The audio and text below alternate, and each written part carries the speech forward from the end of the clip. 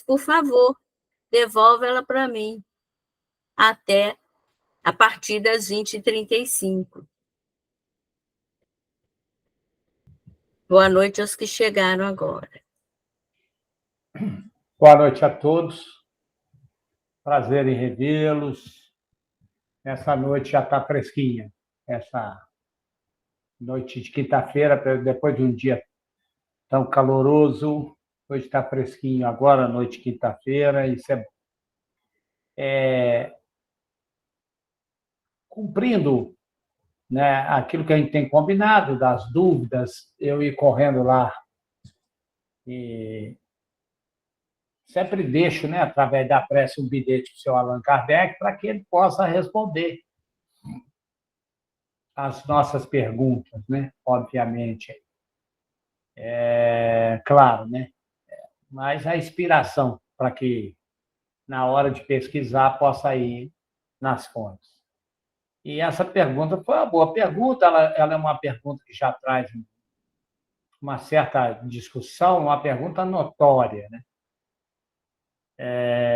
E já traz a discussão, e o lado bom é que apareceu um monte de espírito na pesquisa, obviamente querendo responder para nós essa noite aqui. Então, isso foi importante, a gente ter trazido um bom suporte, né, da bibliográfico aqui. A pergunta, na verdade, vou tentar resumir, ela faz uma colocação entre a questão do livre-arbítrio, que todos nós possuímos o livre-arbítrio, e como é que ficaria nessas questões, dentro da vontade de cada um de nós, as reencarnações cuja nossa vontade não é levada em conta. Ou seja, a espiritualidade determina, nós vamos reencarnar aí, independente da nossa vontade. Então, é importante a gente falar sobre as reencarnações compulsórias, segundo Allan Kardec, segundo a obra kardeciana, né? E seus complementos. Porque, à primeira vista, claro, pode parecer uma agressão à nossa liberdade, né? E o nosso perguntador, ou perguntadora, eu não sei quem foi, e ou ele ou ela ainda fala lá no final assim, olha, e comente a resposta, quer dizer, não pode ser só uma resposta dos livros, não. Até brincou, parece uma pergunta de concurso, né? Comente, quer dizer, não adianta só trazer o que está escrito, não. De preferência, faça comentários aí, né? Amplie essa discussão. Então, tá. Então, vamos lá, vamos ver se, pelo menos o Espiritismo responde qualquer coisa, mas, pelo menos, eu consegui trazer aqui o que o Espiritismo, a doutrina espírita, tem nas suas obras basilares e mais nas obras que dão suporte, material suficiente para esclarecer ou lançar uma luz, pelo menos, né, sobre essa pergunta. Eu queria começar com a questão do Livro dos Espíritos, a questão 231.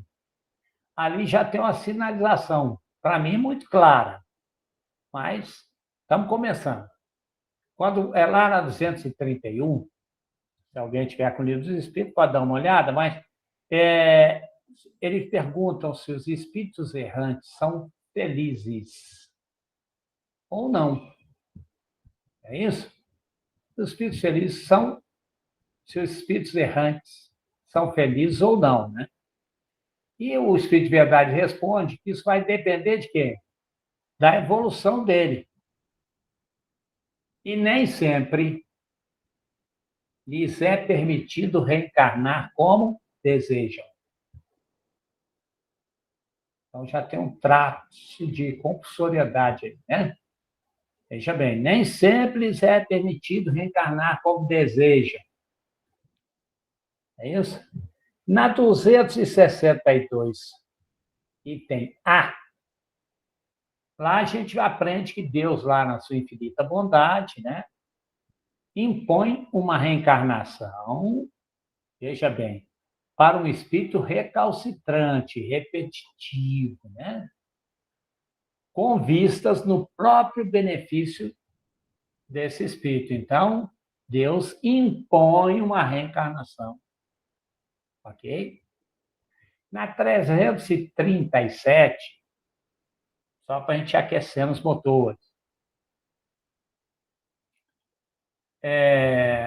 também fica claro que quando o espírito não tem a capacidade ou não consegue fazer, né, uma escolha correta, sensata, ele pode ser o quê? Impelido a reencarnar em um determinado corpo. Impelido a reencarnar em um determinado corpo.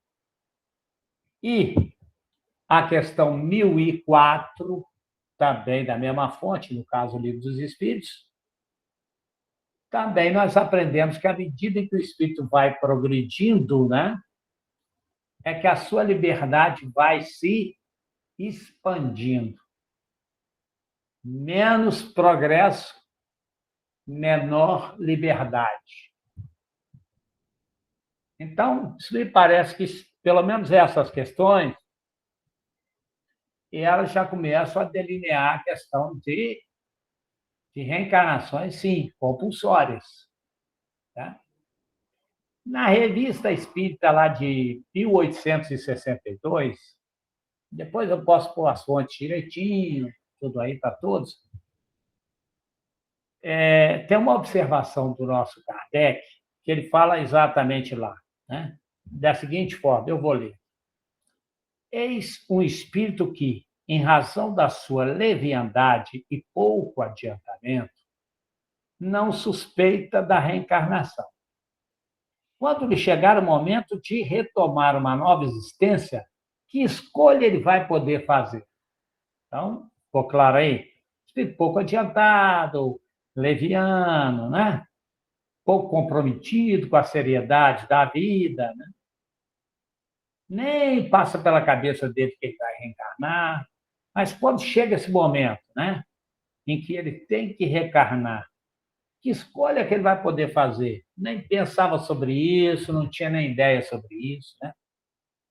E aí está lá o comentário. Evidentemente, Kardec faz esse comentário, né? Aí deve ter sido essa pergunta que chegou para ele. Lá na Revista Espírita, ele... Evidentemente, uma escolha em conformidade com o seu caráter, com os seus hábitos, a fim de gozar e não de espiar, até que seu espírito se ache bastante desenvolvido para lhe compreender as consequências. É a história do garoto inexperiente que se atira aturdidamente a todas as aventuras e que adquire experiências às próprias custas. Lembremos que, para os espíritos atrasados, incapazes de fazer uma escolha com conhecimento de causa, incapazes de fazer uma escolha com conhecimento de causa, há encarnações compulsórias. Então, comentário Kardec. Ele que escreve dizendo isso. Já na Revista Espírita, um ano depois, de 1963, o Kardec faz o seguinte comentário. A encarnação é, pois, uma necessidade para o espírito, que, realizando a sua missão providencial, trabalha seu próprio adiantamento pela atividade e pela inteligência que deve desenvolver, a fim de prover à sua vida e ao seu bem-estar. Mas a encarnação torna-se uma punição quando o espírito, não tendo feito o que devia, é constrangido a recomeçar a sua tarefa, multiplicando penosas existências corporais por sua própria culpa. Um estudante não é graduado senão depois de ter passado por todas as classes. Então, está bem claro aí essa questão da reencarnação compulsória. Mas vamos continuar ainda.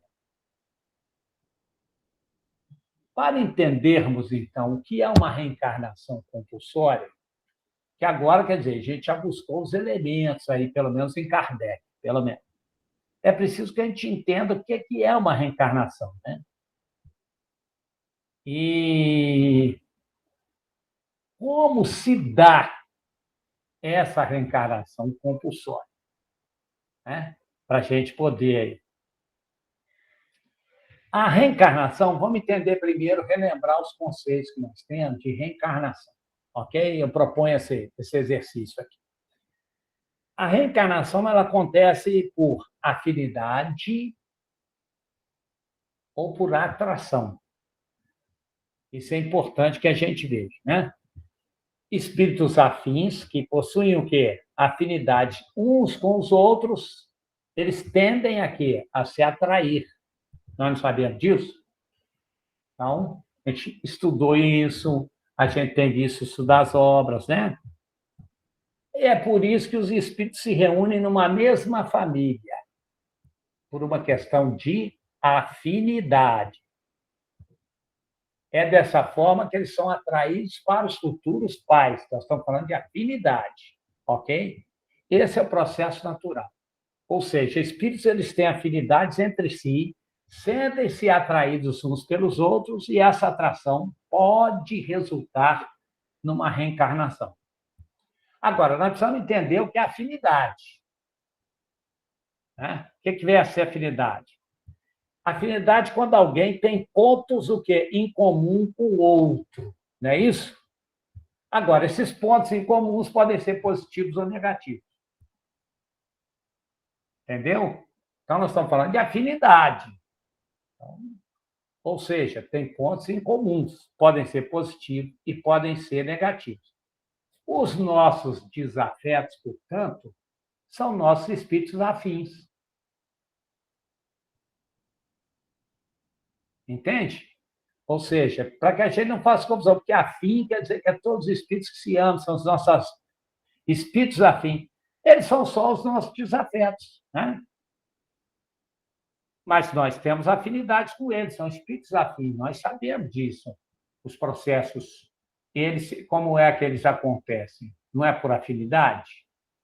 A própria mediunidade não é por afinidade, os espíritos se ligam a nós não é por afinidade de gostos, de tendências, de comportamentos, que podem ser aqueles comportamentos, né? Podem ser as nossas afinidades baseadas em princípios e objetivos mais nobres até os mais pueris, mais terra-terra, não é assim? Então, são espíritos que nós desenvolvemos essa relação de amor e ódio. São os nossos desafetos, mas, de qualquer forma, tanto um quanto o outro são os nossos espíritos afins, com os quais possuímos afinidade. Então, os nossos desafetos são espíritos afins. Está claro também? Ficou claro? Porque acho que a tendência de usar, não sei para mim, não sei para vocês, mas para mim, quando eu falo os espíritos afins, a gente só pensa do lado bom, né? Mas nós estamos falando de afinidade. Né? Nós estamos falando de afinidade. Porque, veja bem, o contrário do amor, vamos usar um exemplo aqui, não é o ódio. O contrário de amor é a indiferença. Amor e ódio, né, entre pessoas, entre indivíduos, entre espíritos, é afinidade. Percebe? Então, o contrário de amor é a indiferença. Né? Amor e ódio são afinidades. Nós nos afinizamos, né, por sentimentos. Não é isso? Bom, e também se reencarna, além de afinidade e atração, a gente vai ver uns exemplos aqui, a gente reencarna também através de quê? De um planejamento. É isso? Espíritos mais evoluídos coordenam, né? Isso a gente vê dentro de certos limites, é claro. A evolução dirige a evolução de grandes grupos de espíritos, né? E, claro, que a gente sabe que podem intervir aí em favor dos seus tutelados. Então, a gente sabe que isso é muito comum. As famílias espirituais, grandes grupos de espíritos, que são tutelados de espíritos aí superiores, o que eles fazem? Eles coordenam a evolução, os processos evolutivos daquele grupo de espíritos, né? Na própria literatura espírita, nós temos um exemplo de planejamento reencarnatório. Eu vou pegar o exemplo mais badalado que tem, mais conhecido da literatura. Lá. Missionário da Luz, lá, capítulo 13, que é a reencarnação de quem? Do Benedito do Segismundo. E essa reencarnação é badalada, né? Está lá no Missionário da Luz. Por quê? A gente vai ver que quando se aproximava o momento lá da reencarnação do nosso Segismundo, né? O que o Alexandre tinha na mão?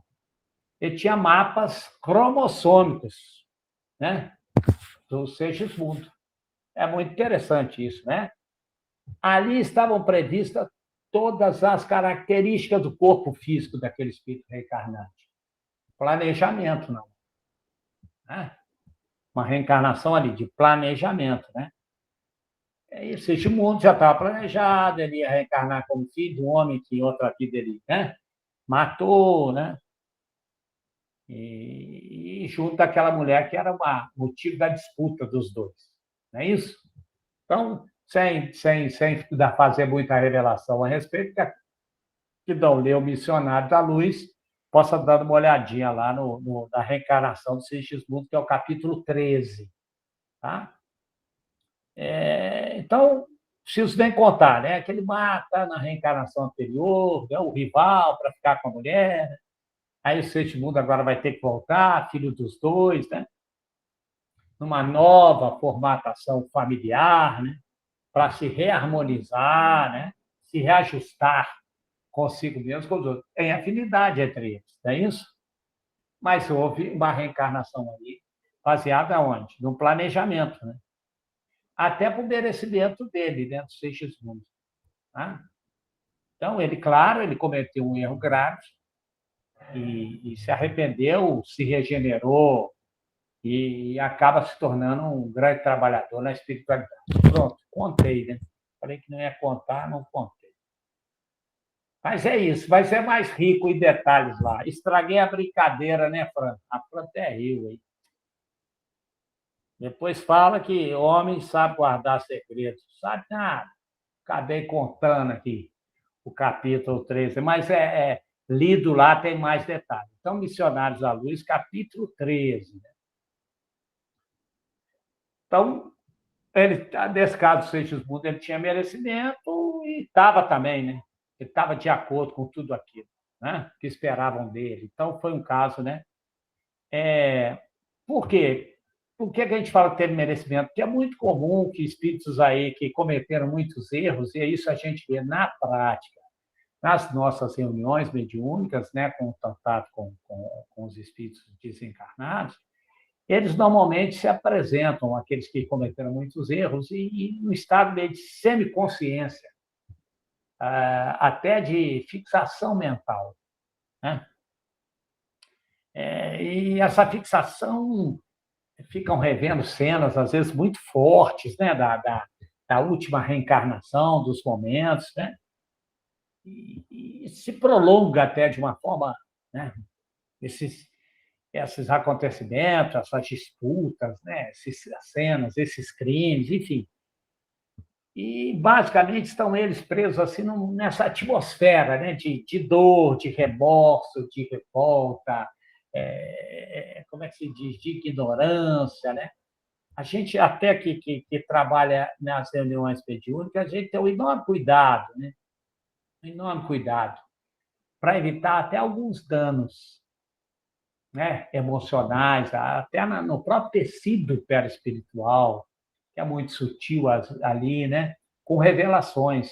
Por isso que não é nem muito aconselhável dizer ao espírito, olha, se você percebe que ele está no estado de sem consciência, que ele não tem nem consciência que morreu, seria violentar demais dizer. Então, deixa eu te dizer algo, meu irmão, você não está morto. Você imagina o baque, né? O espírito está ali sofrendo, presos naquela confusão mental daqueles momentos, né? Os espíritos suicidas, ou aqueles que tiveram muito comprometidos com erros muito pesados mesmo, ainda se sentem no túmulo, né? A gente passa por alguma dessas experiências em que a gente tem que ir ali devagarinho, promovendo só, né, com a palavra para que ele se acalme, para que ele entre dentro de si um pouquinho, para que seja feito um primeiro socorro, mas sem revelações, né? Para evitar exatamente. Né? Bom, imagina isso, nós estamos falando do caso de uma reunião mediúnica, mas imagine isso agora, no mundo espiritual, nesse momento, a quantidade de espíritos que estão numa situação como essa. Desencarnando numa situação que já desencarnaram há algumas décadas até. Né?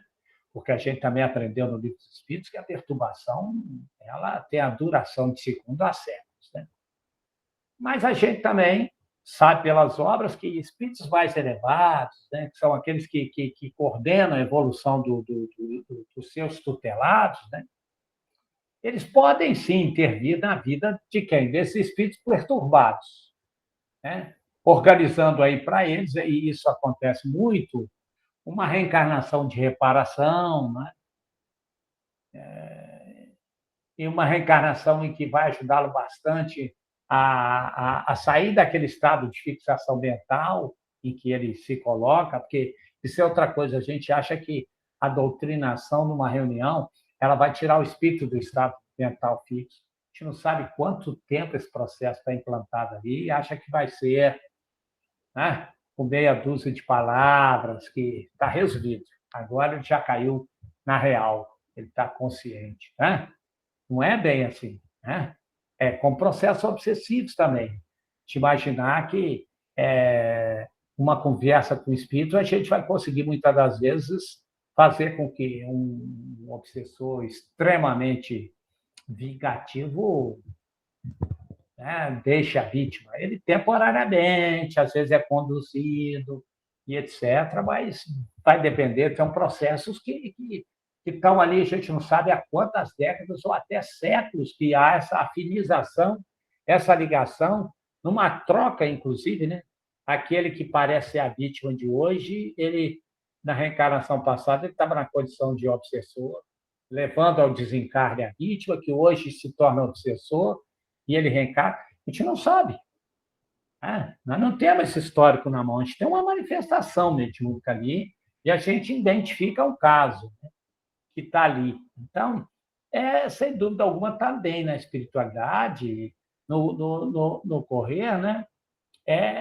Claro que os espíritos fazem de tudo e utilizam até a reencarnação como sendo uma oportunidade para livrar o espírito desse estado mental. Né? E aí ele acaba recebendo no corpo, né, uma família, né? E aí ele volta ao plano material, a reencarnar, para se reajustar. Né? Bom, pegando outro exemplo aí também na obra do André Luiz, a gente vai ver lá em Nosso Lar, né? Embora, o André Luiz fez uma série de livros sobre a vida espiritual, muito importante. Né? Hoje até conversamos um pouquinho sobre isso. O quanto foi importante. Né? E a gente vai ver ali que no Nosso Lar, a mãe do André Luiz, nitidamente, ela está num estágio mais evoluído, né? Mais adiantado. Né? O pai do André, ao contrário, ele estava onde? Em regiões inferiores lá, do umbral. Né? Então, espírito em condições. Né? Então, a gente sabe também a condição dele, né? Ele, quando encarnado, se envolveu especificamente com uma jovem, né? E, naquele instante, ele vivia no umbral nessa condição de um estado mental doentio, ainda muito fixado a essas mulheres, enfim. Né?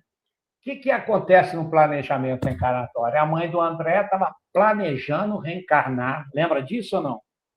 Casar novamente com quem? Com o marido e assumir essas moças como filhas. Lembra disso ou não? Essas moças e o pai do André não teriam escolha. eles iam reencarnar compulsoriamente, por influência da mãe do André Luiz. Está vendo? Outro exemplo claro de reencarnação compulsória, com planejamento, com afinidade e atração. Está claro? Esse caso? Então, veja bem, ela.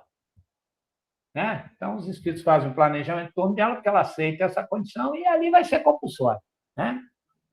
Aí a gente está vendo o caso que é um espírito em uma condição mais de adiantamento, não é isso? Que está ali, é o que a gente está vendo, com interesse direto nesse planejamento, que é a mãe do André Luiz, interesse dela direto, né?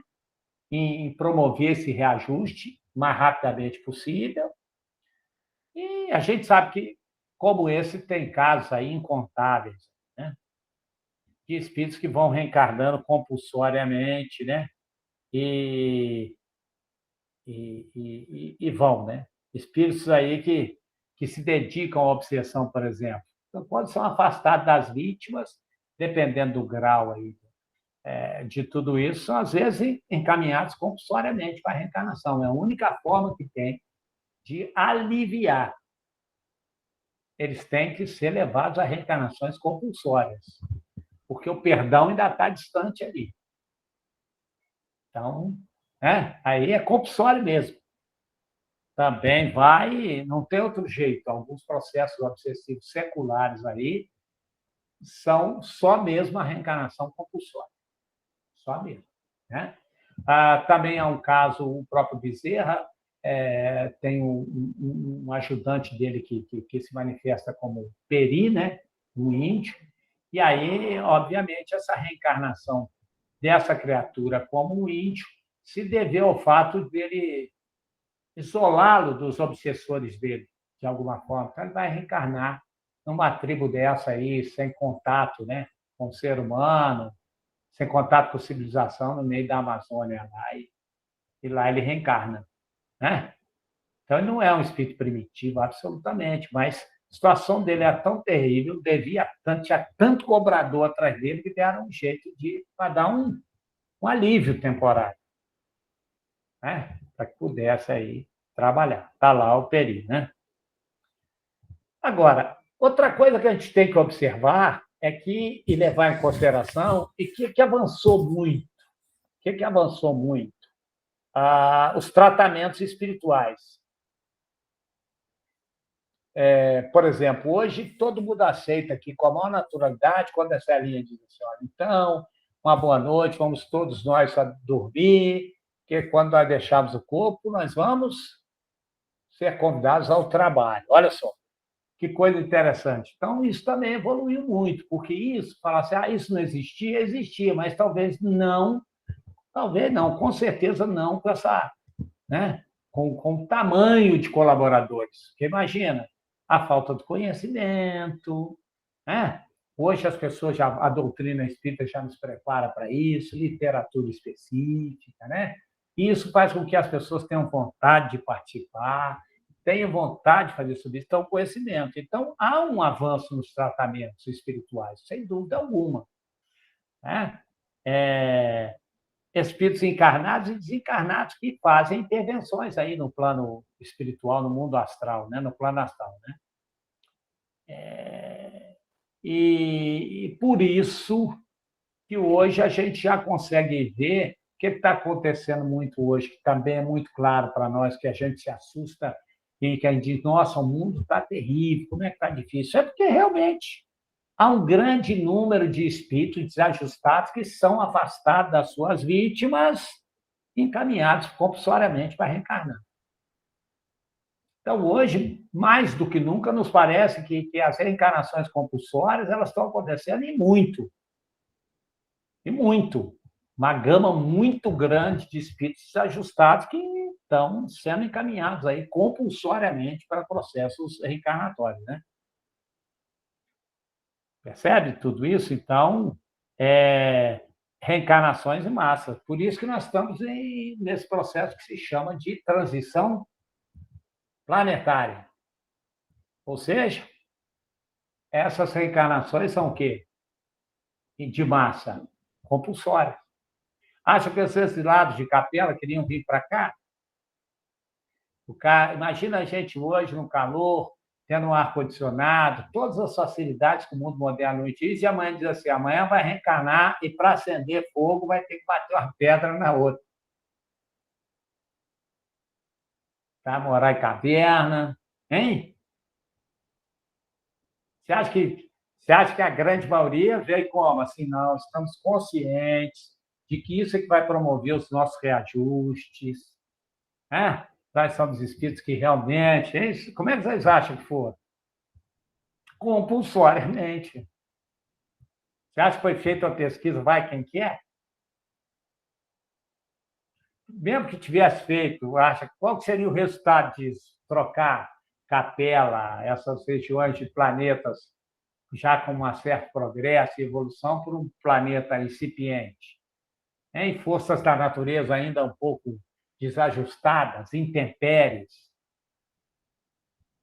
corpos cuja inteligência, ainda em grau primário, predominância do instinto em alto grau, né? Então, são reencarnações compulsórias, viu? A transição planetária, ela permite, é uma característica, reencarnações de massa, compulsórias, né? Não sei, está bem cansativo aí? Está dando para entender isso? Isso é um tema muito recorrente, sabe? Todo mundo faz esse questionamento aí. Todo mundo. Vocês vão ouvir falar, talvez se não tivesse ouvido até hoje, vão ouvir falar demais, né? Bom, então, com esse raciocínio até agora, a gente pode tirar algumas conclusões, não pode?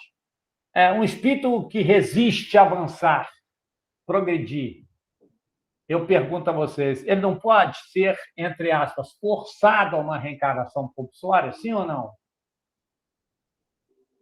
Claro que sim. Então, antes de começarmos essa conversa, agradecer o nosso perguntador, talvez a gente ficasse em dúvida, né? Talvez a gente ficasse em dúvida, né?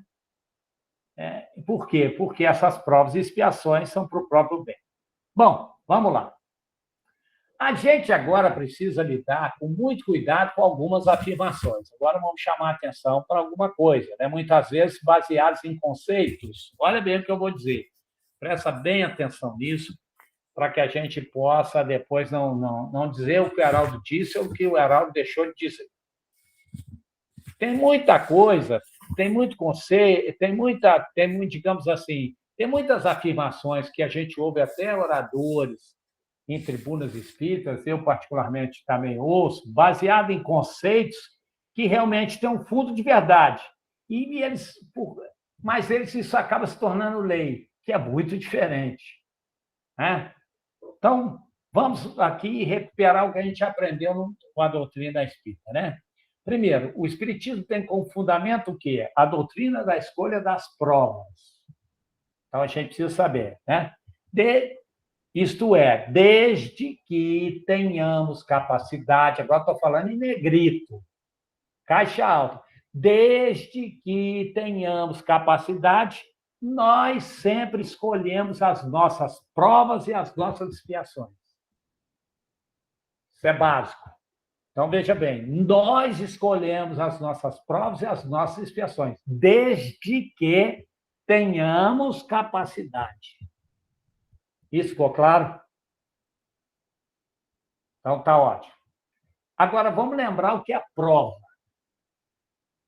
O que é prova? A gente fala assim, nossa, escolhemos as nossas provas. Então, para entender, sob a visão da doutrina espírita, o que é a prova? Prova é a nossa capacidade, a oportunidade, desculpa, não é capacidade. A prova é a nossa oportunidade de enfrentar uma situação. Então, a oportunidade de enfrentar uma situação e aprender com essa situação a vencer uma imperfeição, isso é uma prova. Está claro também para nós? Então, tá bom. Agora, a expiação, então nós vimos que é a prova. Já a expiação, o que é a expiação? Ela acontece quando o espírito se impõe um sofrimento. Quer dizer, ela se impõe um sofrimento a fim de enfrentar na própria pele, vai doer, um mal que ele impôs a outro. Podemos repetir o que é prova e o que é expiação, para a gente ver a diferença? Então, prova é uma oportunidade que nós temos, o quê?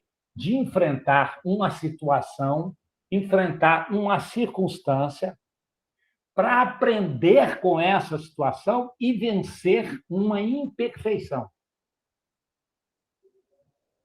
Agora, o que é expiação? Expiação é um sofrimento que se impõe a si mesmo a fim de enfrentar o quê? O mal que a gente impôs a outro.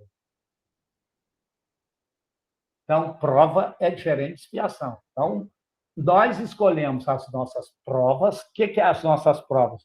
Antes de reencarnar, se tivermos condição, nós escolhemos o gênero de oportunidades que a vida vai nos oferecer para enfrentar uma situação e essa situação ela seja utilizada por nós para vencer uma imperfeição, uma melhoria, uma transformação, uma mudança comportamental ou hábito. E se pudermos, né, se nós, desde que tenhamos capacidade, vamos escolher as expiações, que é passar por aquilo, pelas dores, pelas dificuldades, as quais nós impingimos, fizemos o outro sofrer. Essa é a escolha de prova e escolha de expiação. Luciano. Oi, Geraldo, boa noite. Eu lembrei que agora o Divaldo contou essa semana passada, foi no final de semana passada, um caso exatamente como esse, né? Acho que um homem de meia idade procurou, né, para ajuda, né? Está sofrendo de câncer, tinha família, né? E o Divaldo, na mesma noite, em desdobramento, e ele era paralítico também, né? Paralítico e estava com câncer. O Divaldo, em desdobramento, na mesma noite que encontrou, no mesmo dia, né, que ele encontrou com essa pessoa, encontrou com ele em desdobramento, né? E ele estava andando, né?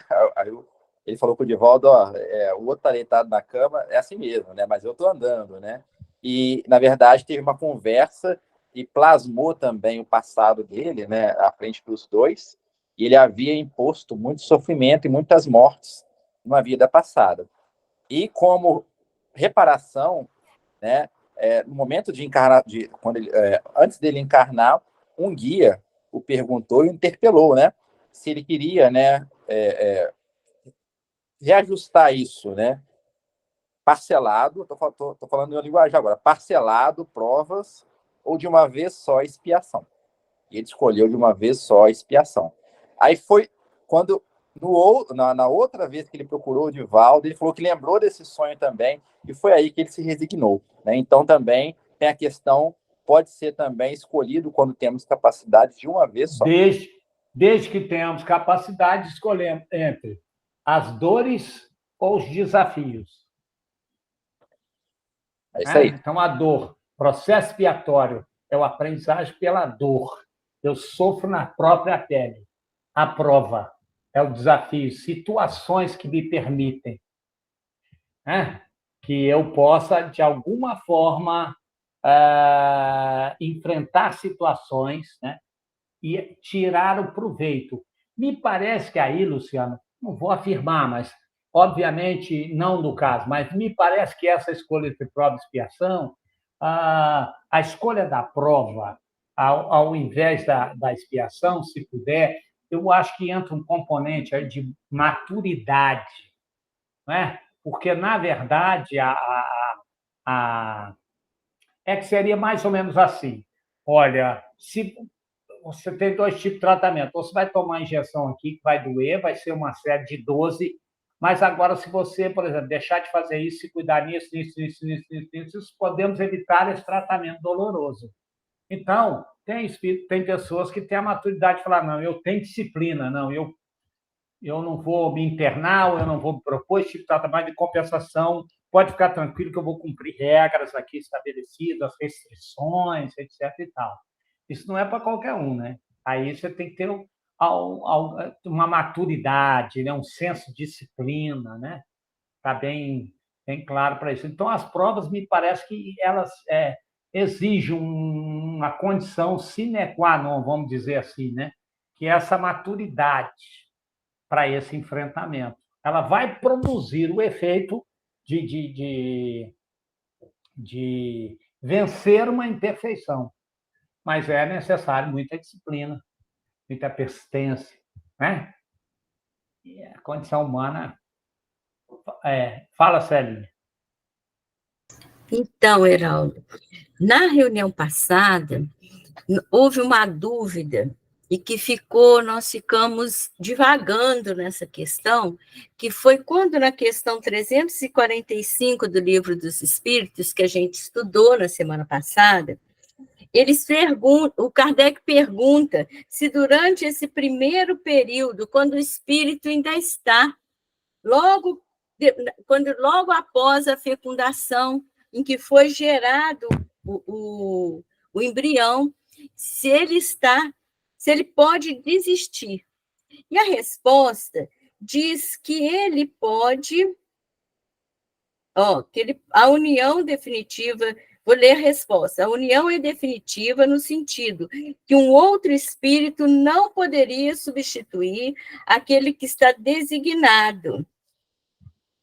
Porém, como os laços que o prendem são muito fracos, rompem-se facilmente, podem romper-se pela vontade do espírito que recua diante da prova que escolheu. Nesse caso, a criança não vive. Então, a questão foi se, nas reencarnações compulsórias, o espírito pode fazer essa escolha no ventre, se ele tem algum livre-arbítrio ou não. Não, é compulsório. A própria condição já disse, é compulsório. Por exemplo, não pode retroceder aqueles que utilizaram a inteligência para o mal e que vêm em corpos, né, em cérebros portadores de anomalias, ou seja, que é chamado de prisão sem grades. Né? A idiotia, né? Então, é um exemplo muito claro. É como se um músico de alta qualidade, um espírito muito inteligente, ele tem um cérebro, um corpo físico defeituoso. Então, ele não consegue exercer, por exemplo, um grande músico, né? que domina a técnica, a inspiração, e lhe deu um violino de péssima qualidade. Qual é a produção dele? Não, mas aí ela é uma produção de baixa qualidade devido ao instrumento e não ao músico. Agora, se ele tiver o Stradivarius na mão, para falar de violino só, obviamente já é uma virtuose, imagina. Então, é como se ele tivesse... Agora, a compulsória não tem, são prisão sem grades mesmo. Não tem como recuar. Não tem como recuar. A gente sabe casos em que a própria mãe queria abortar e assim foi feito. Vamos pegar a história do Beethoven aí, só como curiosidade. Pega a biografia de Beethoven, vai ver quantos filhos foram aí. Os irmãos. E mais ainda, portadores todos de problemas físicos, de limitações. Ele não foi diferente, nasceu surdo. Se a mãe aborta, nós perderíamos um dos maiores gênios da música clássica. Percebe? É compulsório. Não tem meu pé me dói, como diz lá no interior de Minas Gerais, lá em São Lourenço. Não tem meu pé me dói. É compulsório. Gente, eu me esqueci, porque tem uma palavra aqui, eu falei assim, a expiação. Terminou, Celinha? Desculpa. Então, vamos lá. Eu falei que a expiação é quando o espírito se impõe um sofrimento. Deixa ficar bem claro, esse se impõe. Por quê? Porque nenhum espírito, nem mesmo Deus, impõe castigo a ninguém. Vou deixar isso claro. É o espírito que se impõe no planejamento. Deixar isso claro. Então, planejamento é assim, né? Porque ninguém se impõe, Deus nem nada. Nós aprendemos, não castiga, não perdoa e tal. Agora, a gente precisa entender um pouco o contexto de Kardec. E aí eu não sou um grande conhecedor do idioma francês, claro, Mas a gente vê que mesmo no contexto de Kardec, a gente vê muito isso. Deus quis, Deus permitiu, Deus puniu, né? E aí, às vezes, as perguntas, as pessoas gostam muito. Eu vejo isso também, assim, mesmo na internet. Eu tenho amigos que adoram pegar essa, sabe, essa coisinha e falar assim, ó, mas aqui Kardec, os espíritos estão dizendo que Deus pune os homens. Se Deus não pune, como é que pune? É porque é só falta de querer entender filosoficamente. É só isso. É aquela velha história de discutir o Sermão da Montanha, a sua validade, a partir do momento em que tem que achar um consenso histórico, que Jesus subiu o monte. Depois falou, não, ele falou antes de subir. Aí daqui a pouco diz, mas subiu pelo lado direito ou pelo lado esquerdo? Então fica se discutindo essas questões, quando o mais importante é depois que ele abriu a boca o que ele falou. Tá certo? Agora, se ele subiu e falou, se ele antes de subir falou, se ele subiu, desceu e depois que ele falou. Então, as pessoas ficam se preocupando, discutindo essas questões históricas. E também discutir isso, porque às vezes tem resposta dos Espíritos que fala, Deus pune. Aí fala, poxa, mas Deus não pune, como é que vocês estão colocando? O que a gente quer dizer é que, nesse contexto de Kardec, é bom que nós, os estudiosos, né, essa punição, a gente tem que entender, é tudo isso que se dá como efeito da criação, de leis naturais, ou seja, daquilo que é a resposta natural às coisas. E isso cabe até às coisas prodigiosas também, o milagre. Em outras palavras, o que é o milagre? É o que a natureza faz depressa. Não tem nada além do sobrenatural de Almeida. Está tudo dentro de leis, sem processo que a gente ainda não entende. E que eles acabam acontecendo. Por exemplo, fluidos é o mundo. Fluidos é o mundo, é o universo. Né? Imagina as leis físicas, químicas que regulam os fluidos. Nós não temos a mínima ideia do tamanho disso tudo. Então, há coisas que acontecem que, para nós, surpreende, desafiam, mas a gente chama de milagre. Né? Regenerações em alta velocidade, bom, enfim, e essas coisas todas aí. Bom, então, quando nós nos impomos a uma aprovação, isso quer dizer, vamos dizer, né? Indiretamente é porque Deus o permite. Ok? Assim como permite que o mal ou a ausência do mal, né? ou o mal ou a ausência do bem, vamos dizer assim, exista. Tem uma pergunta que é bem clássica nisso, lá no Livro dos Espíritos, que diz o seguinte: assim como os espíritos podem manipular fluidos e colocar na água como remédio, também os espíritos maus não poderiam manipular fluidos, transformá-los em venenos? Por exemplo, e colocar numa caixa d'água de um prédio, envenenando, ou nos reservatórios das grandes cidades ou da cidade, envenenar um grande número de pessoas? Qual é a resposta lá? Sim, mas Deus não o permite. Está lá no Livro dos Espíritos. Tá? Então, Deus não permite. Então, quando a gente diz isso, né, como é essa permissão divina? Aí é que foge a nossa compreensão. Como é que Deus está atento a isso tudo? Então, tem leis do ponto de vista fluídico, da natureza, elementos de tal forma que esse tipo de elemento manipulado talvez não consiga atingir o seu objetivo. E aí, Deus não permite, porque às vezes a explicação ainda não conseguimos entender como é a neutralização disso. Agora, manipular fluidos pode? Pode. Está claro isso? Bom, a questão 258, ela diz o seguinte, também do Livro dos Espíritos: quando na erraticidade, antes de começar nova existência corporal, tem o espírito consciência e previsão do que vai lhe suceder no curso da vida terrena, o que responde lá? Ele próprio escolhe o gênero de provas que há de passar. E nisso consiste o seu livre-arbítrio. Aí alguém vai dizer assim, espera aí, acabou de falar em compulsório? Como é que está lá escrito a questão 258? Ela está dizendo lá O espírito que escolhe o gênero de prova, né? E consiste o livre-arbítrio. Sim. E aí, se você olhar o item depois, o item A, ela vai dizer assim: não é Deus, então, que lhe impõe as tribulações da vida como castigo? O Kardec ele fez para não deixar dúvida. Olha onde ele vai. Tudo bem, então não é Deus que impõe as tribulações da vida como castigo? Olha o Espírito de verdade.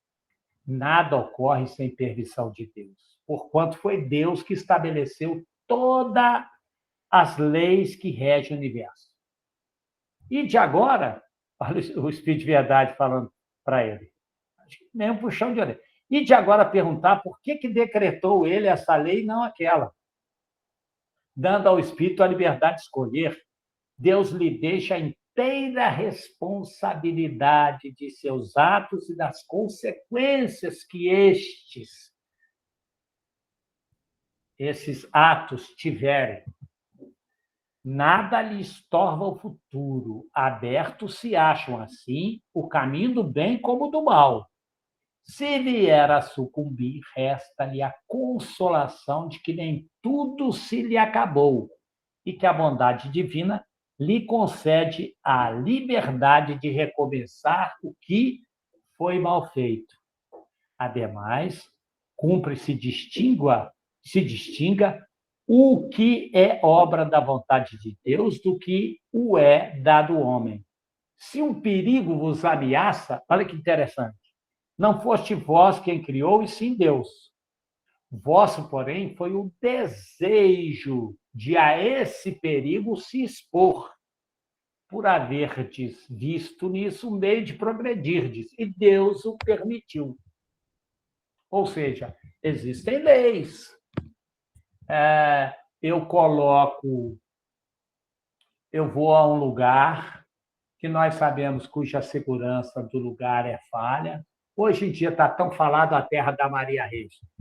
Vou a Copacabana e me cubro de colar de ouro, relógio Rolex, legítimo.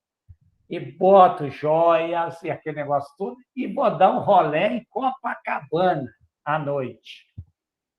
A probabilidade de ser assaltado, de sofrer violência, escoriações, ou até mesmo desencarnar como fruto dessa violência, de vândalos e etc., é enorme.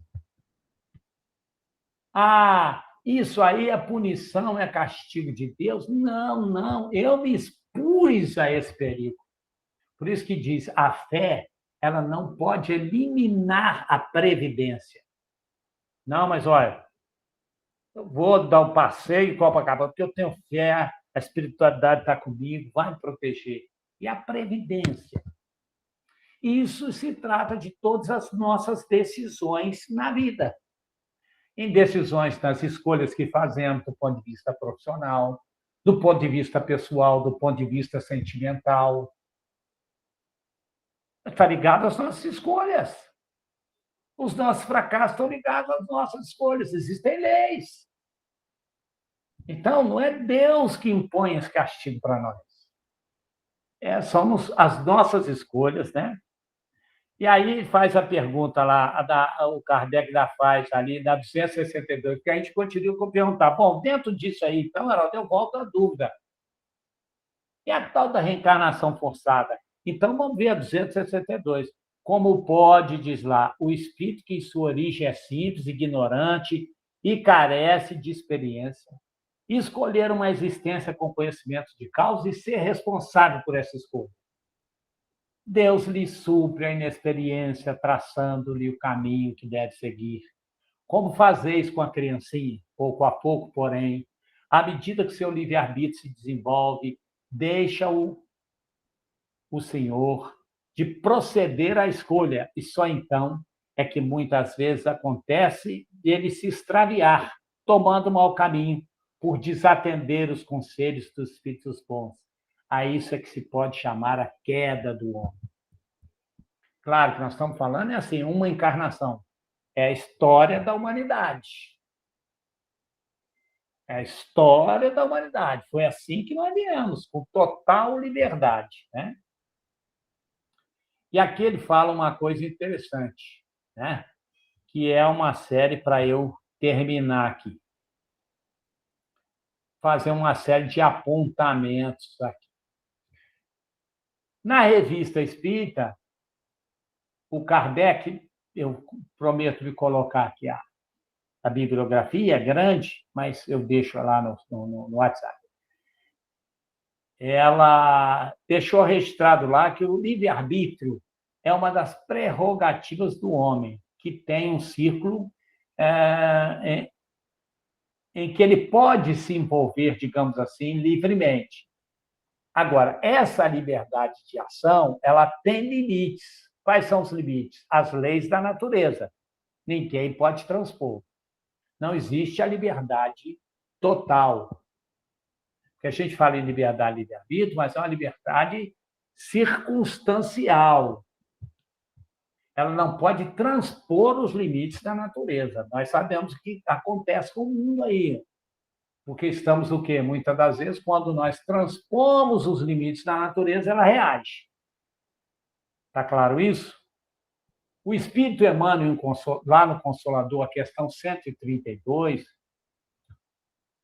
é importante essa fala do Emmanuel lá na questão 132. Ela diz o seguinte: sobre o livre-arbítrio, diz o Emmanuel, pairam sobre, acima do livre-arbítrio, pairam as determinações divinas baseadas na lei do amor, que é sagrada e única. Então, você tem livre-arbítrio, mas só acima disso tem as leis divinas, que não podem ser transpostas. Não existe a liberdade total. Eu faço o que eu quero, eu tenho um livre-arbítrio. Isso não é liberdade, isso é licenciosidade. É diferente. Liberdade implica em deveres. Temos limites. É bom que você saiba disso. Lá no Evangelho segundo o Espiritismo, também no item 8 do capítulo 5º, Allan Kardec, fala o seguinte: as tribulações podem ser impostas a espíritos endurecidos ou extremamente ignorantes, para levá-los a fazer uma escolha com conhecimento de causa. Então, aí funciona essa imposição, essa limitação para que eles façam escolha com conhecimento de causa. O Espírito Manuel Filomeno de Miranda, lá no Fronteiras da Loucura, ele diz assim: quando não funcionem os estímulos para o progresso e o espírito deseja adiá-los, postergá-los, imposições da própria lei, com L maiúsculo, prendem-o, jungem-o, ao processo de crescimento, mediante as expiações lenificadoras que o depuram, cooperando para a eliminação das mazelas sedimentadas que o martirizam. Ainda o Leon Denis, o problema do ser, do destino e da dor.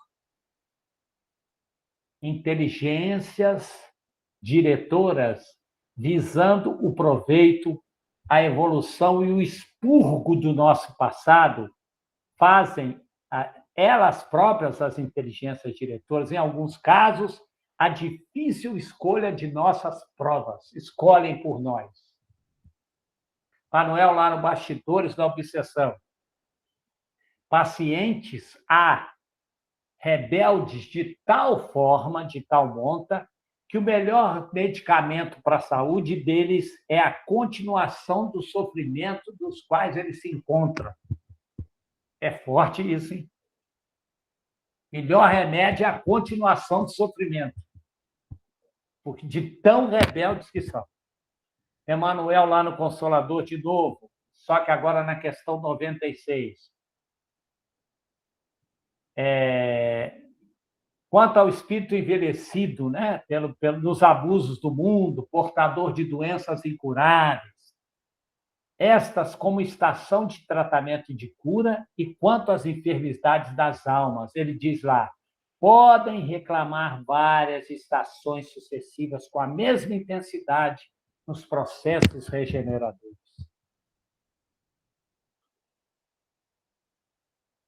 Lá Anacleto, em Dicionários da Luz, está lá também, ele fala o seguinte: bons espíritos auxiliam espíritos enfermos por até 10 vezes consecutivas.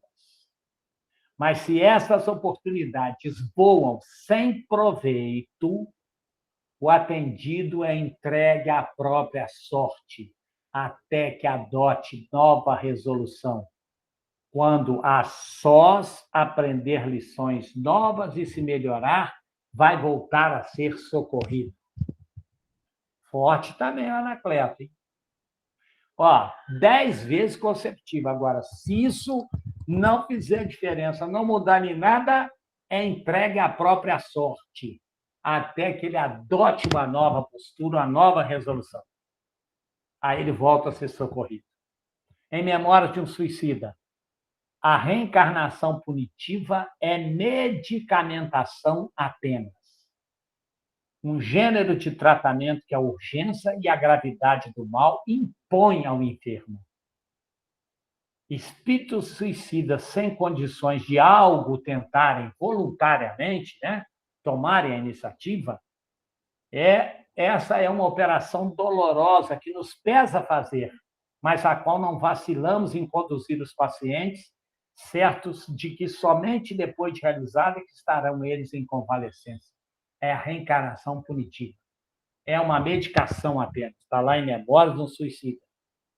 O Aulus, nos domínios da mediunidade, fala: espíritos infortunados que se comprazem na loucura, sem se cansarem, sem fatigarem, serão levados à prisão regeneradora pela lei. Há dolorosas reencarnações que significam luta expiatória para almas necrosadas no vício.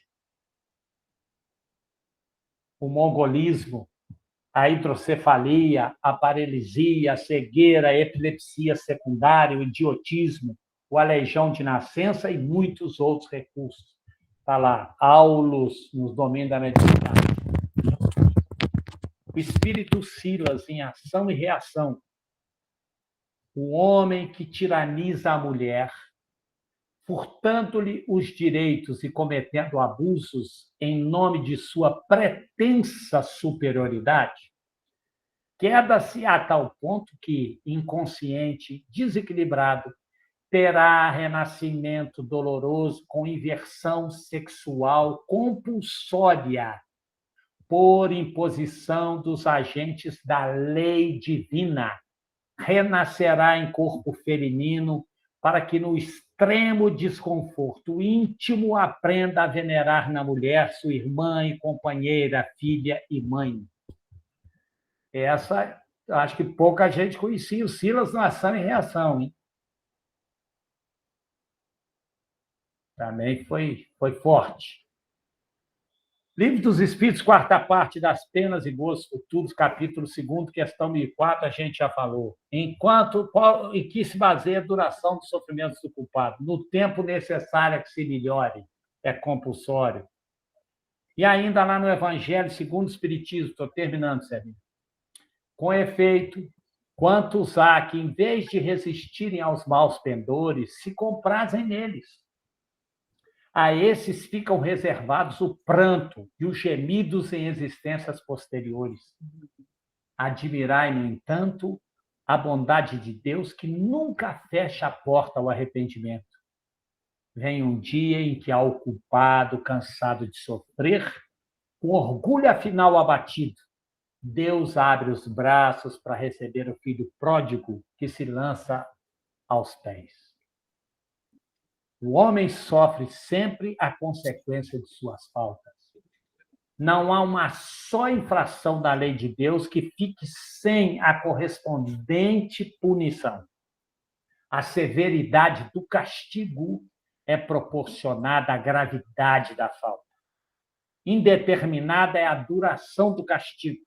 Para qualquer falta, ela fica subordinada a que, olha que interessante, a duração é indeterminada, porque ela fica o quê? Subordinada a quê? Ao arrependimento do culpado. Quanto mais demora o arrependimento, ela tem a duração. né? Tanto o arrependimento quanto a volta dele. E o Leon Denis, no problema do ser, do destino e do dor. É, pois, realmente pelo amor que nos tem que Deus envia o sofrimento. Fere-nos, corrige-nos como a mãe corrige o filho para educá-lo e melhorá-lo. E, para terminar, André Luiz, Entre a Terra e o Céu, lá no capítulo 21. A dor é o grande e abençoado remédio. Reeduca-nos à atividade mental. Depois do poder de Deus, é a única força capaz de alterar o rumo dos nossos pensamentos, compelindo-nos, empurrando-nos, impulsionando-nos a indispensáveis modificações. Terminei, Celinha. A mãozinha aí é da Maria. Quer comentar, Maria, alguma coisa, fazer alguma pergunta? É muito rápido, que eu já sei que já estamos atrasando, né? Tá certo. É só, quando você falou agora há pouco, um determinado trecho, eu me lembrei de uma pergunta que eu estava para fazer já há algum tempo. Me perguntaram, eu não soube dizer. Eu li num livro, mas não tenho certeza, nem sei qual, não me lembro mais que ele foi, que os homossexuais, homens ou mulheres, em outras vidas, foram o sexo que eles assumem aqui sem ter. É isso mesmo? Tá Deu aqui, para entender? no Ação e Reação, capítulo 15. Vai ler lá, o livro é Ação e Reação, é psicografado pelo Era Chico. só isso que eu queria saber, entendeu? O Espírito Silas fala, capítulo 15. Está lá, leia o capítulo 15 todo, você vai entender bem isso. É isso mesmo. Então eu já posso passar isso para frente. Eu vou botar aí tudo esse que eu li, esses 13 itens, ou 12, não me lembro, eu vou colocar lá no WhatsApp, que aí tem direitinho a bibliografia. Eu dei só uma pílulazinha, tem coisa aberta para ler depois, para quem... Obrigada. Eu que agradeço. Fiquem com Deus, todos vocês. Todos e eu nós também. aí. Celinha, entreguei. Muito obrigada, Heraldo. Eu acho que foi